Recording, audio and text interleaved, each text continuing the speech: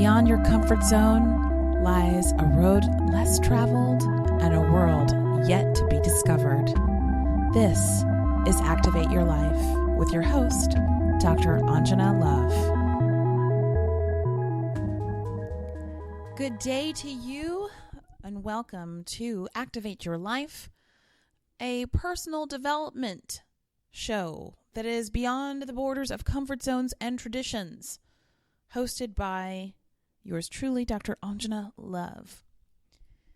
I am so excited about today's topic because whenever anyone asks me how long I've been doing something, whether it's dancing or singing or writing or yoga, I always say, I'm just a beginner.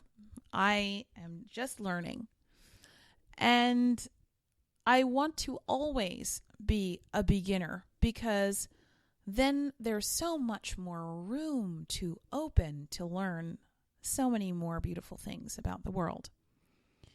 And this is called Beginner's Mind, and it is a mindfulness practice that is very important for all of us to adopt in order to stay softened and open to new things, new lessons, and new aspects of life. When we adopt Beginner's Mind, it is an amazing experience that keeps us from being cynical. And we need to understand why that is so important. And this is what we will explore today. The world says you must be cynical in order to survive. We must grow up, get married, get a job, and work for that brass ring. And whether it is to be married or whether it is to have the brass ring or whatever our ambition in life is to be, doctor, lawyer, dancer, artist, ambitions are a great thing to have.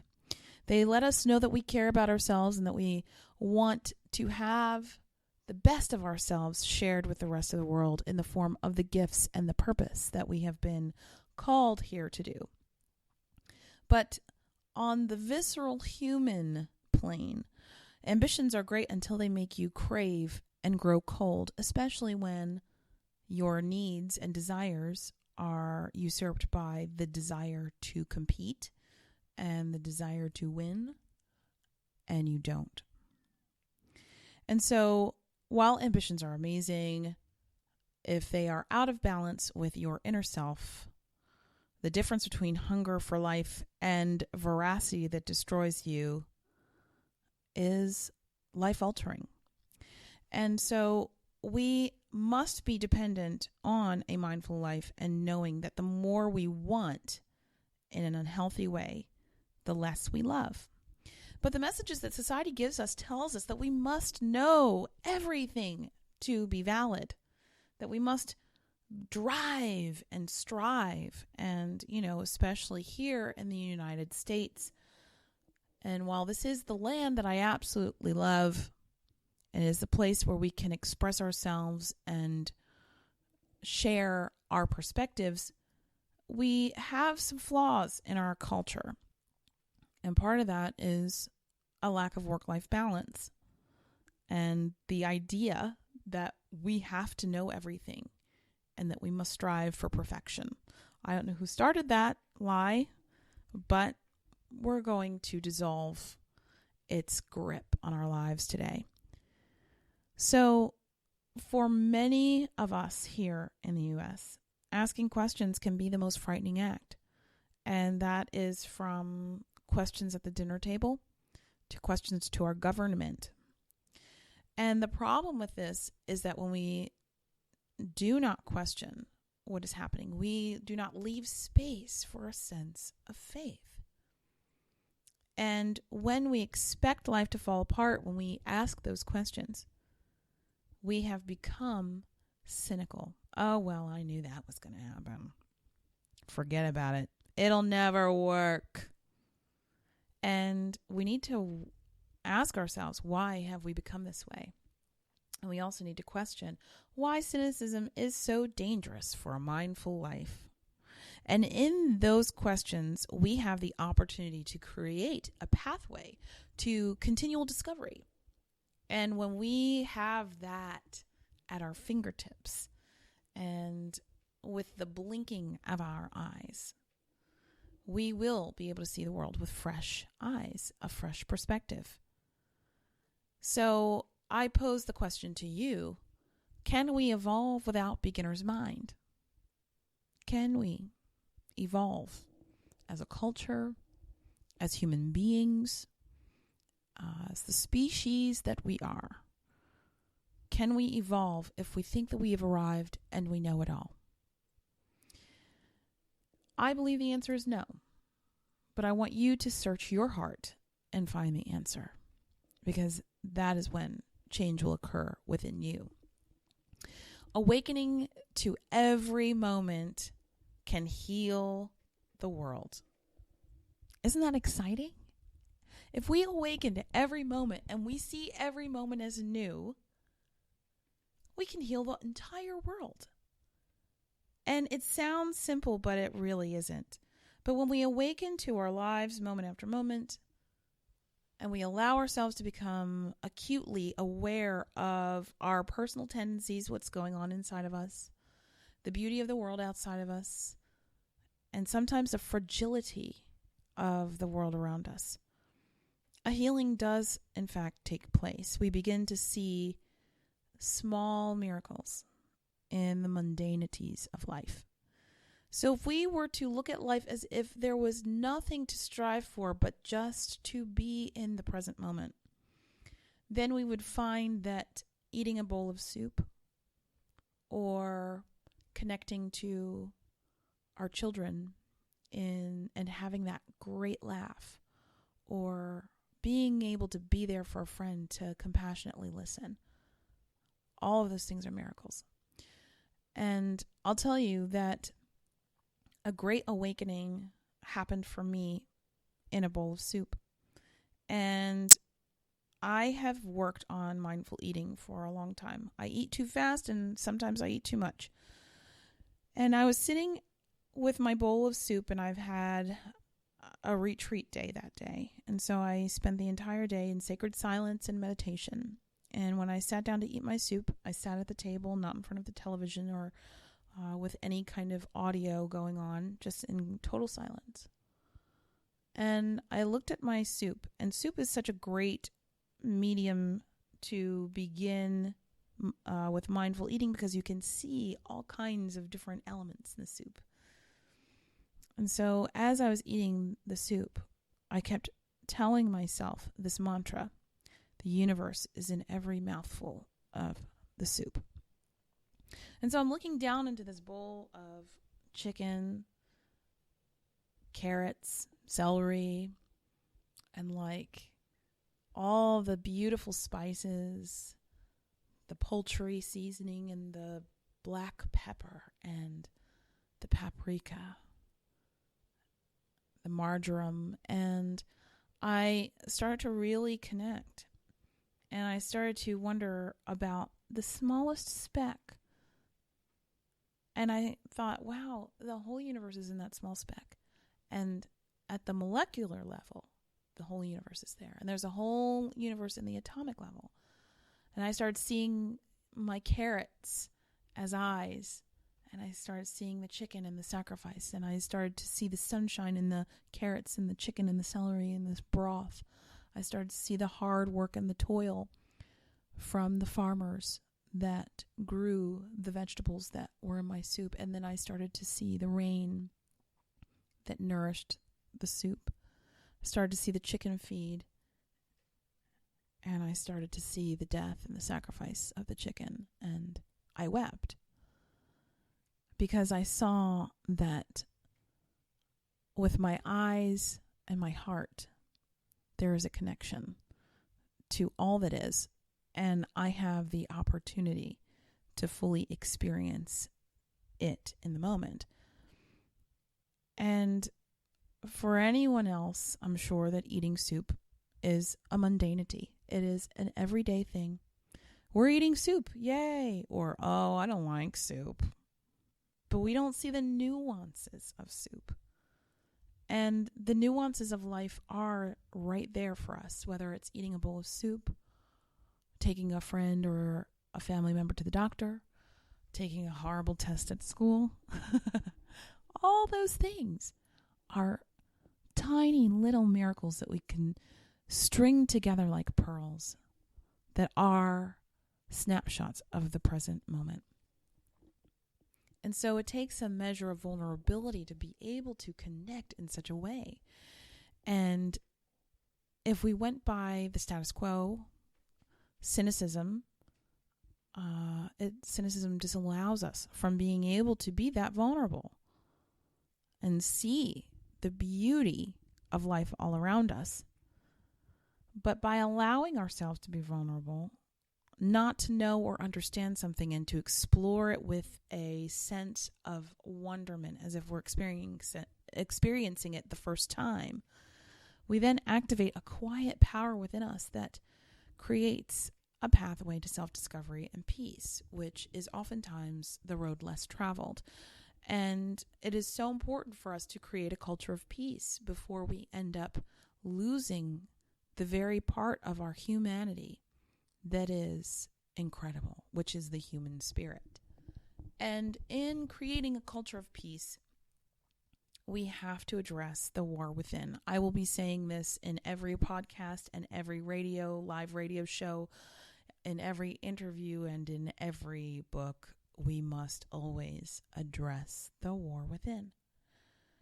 And the first step is acknowledgement of such a war. Second step is asking the questions, the right questions, and questioning everything. Questioning everything is definitely the first step in cultivating a sense of faith, a sense of wonder, and a sense of trust with the world. I mean, first and foremost, what would happen if we didn't question any authority figures? We would have tyranny and dictatorship as the status quo. But because one person had the courage to speak out and ask a question, one person had the courage to create a culture of inner peace that then resonated into a culture of peace outside of himself and herself, the world has seen great change. And so it is true that one person can in fact change the world, and that we each are responsible for our contributions to the world to make it more beautiful than when we arrived. But a lot of our behaviors speak to a fear of speaking up and speaking out, or a bitterness, a sense of bitterness that says, well, even if I say something, it's never going to change. Who am I? And there's that lack of belief in our own authentic power. So when we allow cynicism and fear to quiet our mouths, we then become not only enslaved to the status quo, but we become enslaved to ourselves. And we begin to cannibalize the human spirit. And I really feel that it's important for us all to always question and adopt a beginner's mind and have the mind like a child. Because your life is the ultimate classroom. Every moment that you spend on this planet is not a moment in vain. It is a lesson in awareness, courage, strength, and love. And that is incredible. That in itself is a miracle. And we have the opportunity when we come in as children to really appreciate that. Although we, in our human state, don't quite know what's going on. When we're kids, we're testing the terrain. And, our bones are a little bit softer and our hearts are open. But the beauty of being childlike in our adulthood is that A, we can appreciate it, and B, it becomes a deep sense of inner wisdom. And so I want you to think about the time that you were a little kid. Close your eyes and take a deep breath and take yourself there. And it might be difficult to take yourself to that place because the world may have been difficult for you to navigate in your adulthood. But I want you to take a risk. Take a risk right now. And think about your favorite play thing on the playground. Jungle gym, merry-go-round, swings. And I want you to tap into the feeling that you felt, the sense of freedom and unfettered joy that you felt just playing on the playground. And, this takes me back to the time when I was, I think, about 7 or 8. I may have been in 3rd grade. And I was swinging on the swings, and it was a windy spring day. And the weather and I, just like the moon and the sun and I, have this really deep connection with one another. And there was a little girl sitting next to me on the swings, and she was swinging, and the wind blew and rushed as I bent backwards and curled myself around this swing that was flying high and soaring through the air. And I looked over at Jody because I wanted to share the moment with someone. And so I look over at Jody Kaufman and I say, "Don't you just love the wind?" And I remember it like it was yesterday because the look that I got from Jody Kaufman was pretty harsh. She looked at me like I had 14 heads and she said, "I guess so." And I said, "I love the wind," and I went on swinging. And when I think back on that time, now as an adult, 35 years old, I think to myself, my gosh, poor Jody couldn't feel the magic of the wind. She was already toxified with cynicism. And the sadness of that moment is very poignant for me. And it makes me think that, we instill cynicism in our children. And so as a mother, my goal is to not let my childlike nature leave me so that I can be there for my children. And so when you think about your life being the ultimate classroom, remember what it was like to be in school and to have recess time and play. We always have to make time to play. And when we do, we tap into that innocence that then creates this space, this sacred space within us to maintain a beginner's mind. If we all adopted a beginner's mind and attitude, I believe that we would see and experience global peace. Because first and foremost, we would not expect others to be hurtful, and others would not desire to hurt. So we would actually be more compassionate, and our true nature, the love, the nature of our spirit would prevail. It would become the dominant energy as opposed to our reptilian brains kicking in with a fight or flight response. And, as a person who thrives in life and manages PTSD, I find that when I approach life from the mind of a beginner, my past has no validity except for the wisdom that I have gained from the difficult lessons that I've learned and turned into authentic power. And so it's really important for us to toil over the soil that is our garden mind. Our mind is a garden. And when we plant seeds of joy and we till the soil of beginner's mind, we find ourselves in a better place. We don't have to die to go to a better place. We don't have to wait to awaken to a heaven. Heaven is right here with us or not.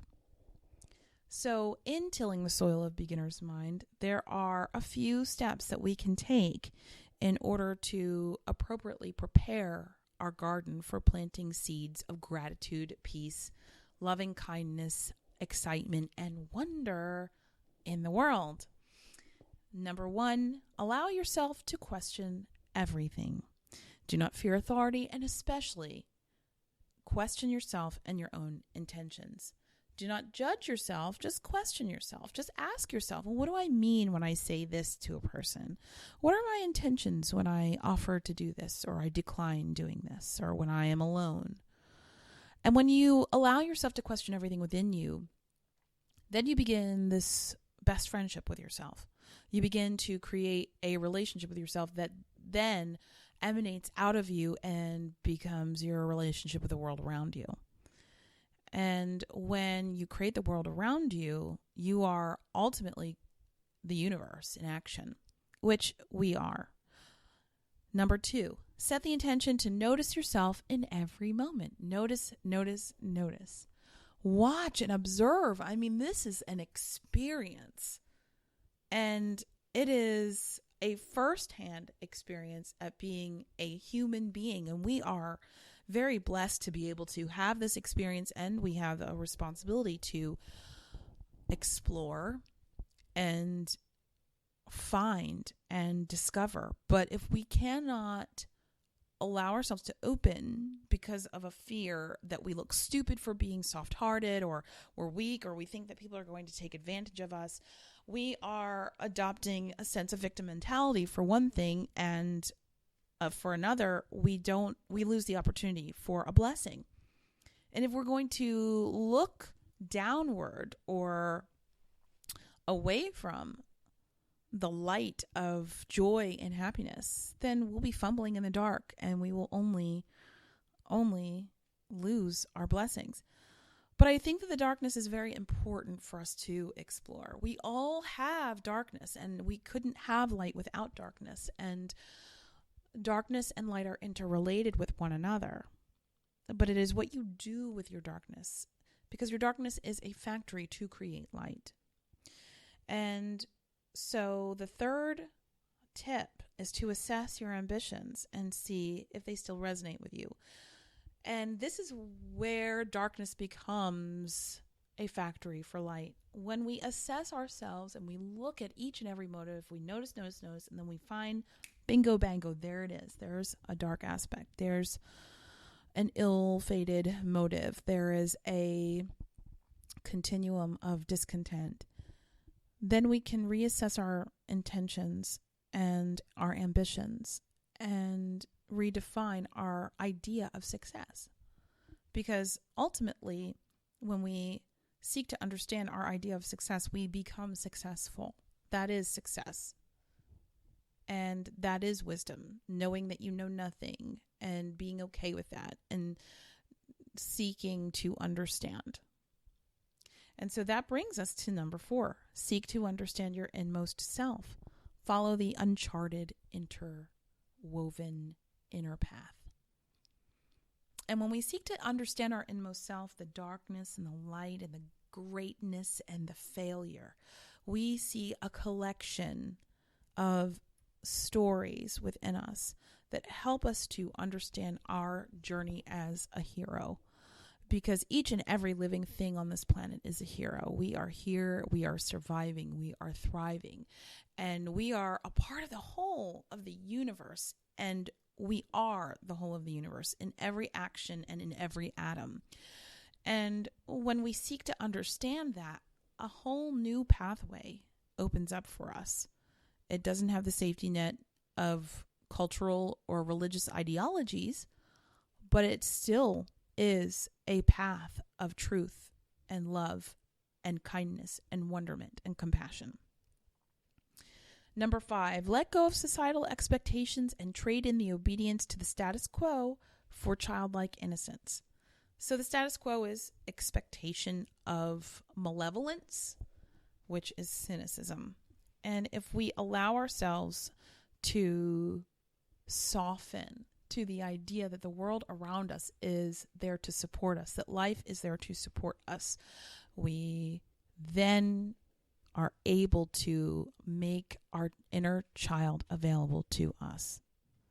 Otherwise, we end up becoming perpetual victims. And there's a podcast about stopping victim mentality if you're interested in more information about how to end victim mentality. But By letting go of societal expectations, we transcend. We can use society's expectations as a springboard for us to transcend that lower mentality. And we can find a higher plane of existence in understanding that we are the same little girl and little boy that came into this world and said, this is beautiful. I love the wind. I want to be a doctor. I want to be a teacher. I want to be a movie star. Whatever it was that you wanted to be still is inside of you. And in order for you to have a full life, it must be reconciled. And so in that reconciliation, there comes a certain sense of uncertainty. Life is uncertain. We don't know how things are going to turn out, and we cannot hold to certain timelines and say, in 5 years, I'm going to do this. Because, if you make plans, the universe is going to take you on a course that's for your highest good, and your plans may not be in alignment with your highest good, unbeknownst to you. And so the next tip is to be okay with uncertainty. Exploring uncertainty with a sense of wonder as opposed to a sense of mistrust is the ultimate freedom. It is the ultimate freedom. And when you are able to do this, your soil in the garden of your mind has been turned over and is ready to plant some really incredible seeds. And when we see other people in the world that struggle with this kind of problem, being cynical, it can be very difficult to see such a struggle. And we can see the struggle outside. We can sense it in their energy. We can feel the rumination of their turmoil. Because to be cynical is to experience the ultimate turmoil. Because if you don't trust life and you're in life, life could not be good. So how can you help the cynical? First and foremost, compassionately listen. Do not wait to talk. Do not interrupt. Just hold the space and allow the person that you're speaking to, that you care about, open to you and express to you their feelings. Do not react to your own cynicism and the cynicism of others. So be non-reactive in your responses. Watch your body language, your facial expressions, and connect to what's real. Connect to that inner child. And allow yourself to be unfazed and grounded in who you really are. A loving, compassionate human being sitting at the table of the human family. Number 2, speak only words of beauty and encouragement in response to a cynic. This goes right along with number 1. Don't be swayed and speak the highest truth that resonates within you. Encourage them. Do not give in to the bait of the argument. Because if we all just were baited and we all agreed to argue all the time, we would have absolutely zero peace. Oh, wait a minute. What? Let's rewind. That's what's happening right now. This is prime reason number 1 why I don't watch TV. I don't watch the news. I am informed of the world and what is going on because I choose to read and retain my information in certain ways, but no one is selling me news anymore because I would love to be able to remain encouraging and joyful and childlike. And with the exposure that we have to violence in the world and the exposure that we have to discord, it lowers your resistance to joy. And if we have a low resistance to joy, then joy becomes a very frightening event. And if we have a high tolerance to violence, then every day a shooting happening would be of no consequence. It would be old news. And then we find ourselves trapped in the web of cynicism yet again.